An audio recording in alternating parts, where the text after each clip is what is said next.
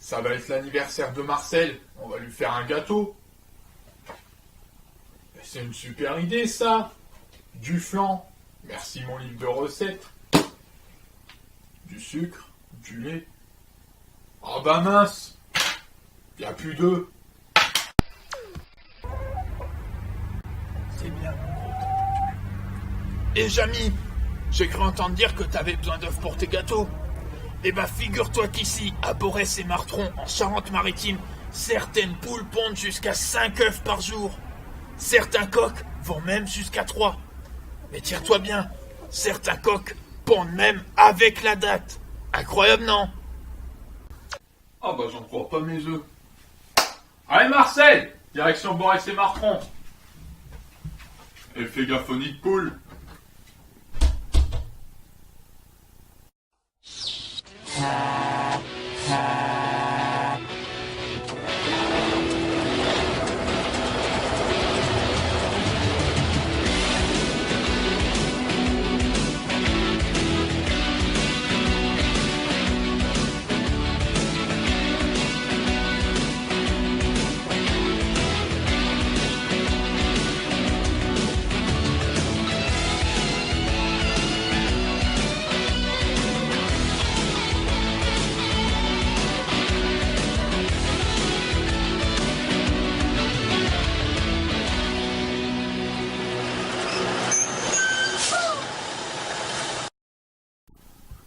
Tout ça c'est bien pour Jamy, mais on pense savoir plus sur les volailles.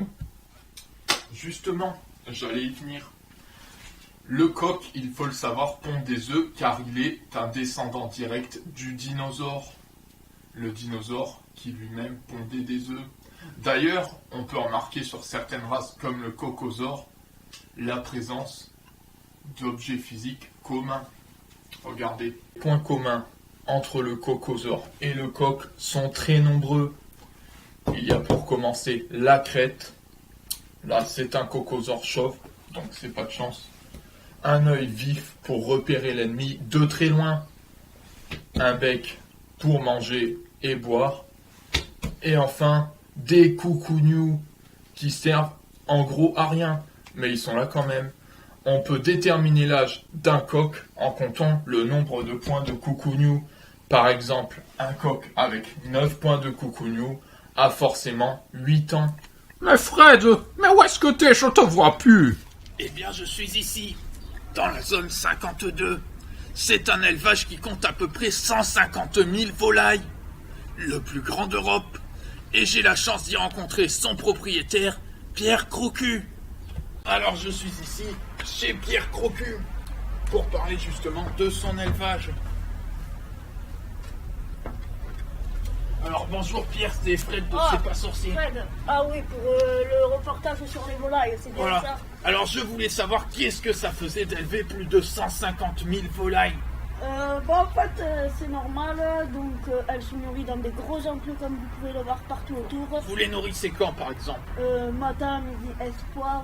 D'accord. Voilà, donc j'essaye de les engraisser et de les revendre. Et Jamy, entre nous, les graines, elles passent pas que dans les volailles. D'ailleurs, Jamy, à ce propos, tu sais ce qu'on leur donne à manger au poulet? Qu'est-ce que ça mange un coq? On s'est tous posé la question. Non, en fait, on le sait tous. Ça mange des graines. Mais selon un récent sondage, on trouverait dans ces graines 50% de dauphins, le mammifère le plus intelligent, ce qui ne fait pas du coq l'animal le plus intelligent, et ça se voit à sa tête. Quel goût ça a? L'humain le sait pas, mais l'humain va le découvrir, car malheureusement, c'est délicieux, Fred. Viens goûter. J'ai trouvé de quoi faire à l'anniversaire de Marcel. Et Jamy, quand t'auras fini de te goinfrer, passe me voir ici à Barcelone, en Slovaquie. On vient de retrouver des traces du premier coq de l'histoire. D'après certaines infos, ça serait Jean-François Coquepé. Alors, qu'est-ce que t'en dis? J'en dis La Fontaine, Fred. Alors, ce qu'il faut savoir sur le plus vieux coq, c'est qu'il est né en 1793 à Jérusalem. ici très précisément. Mais ce qu'on retient surtout, c'est la date de 1543, quand il écarte la mer en deux pour faire passer son peuple, créant ainsi le peuple le Gaulois, qui est devenu, comme vous le savez tous, une très célèbre marque de poulet. Ainsi, si je mélange de l'eau froide à de l'eau froide, j'obtiens de l'eau froide. Merci Jamy, merci Fred. Grâce à vous, maintenant je sais tout sur les poulets. Et je vous invite au KFC.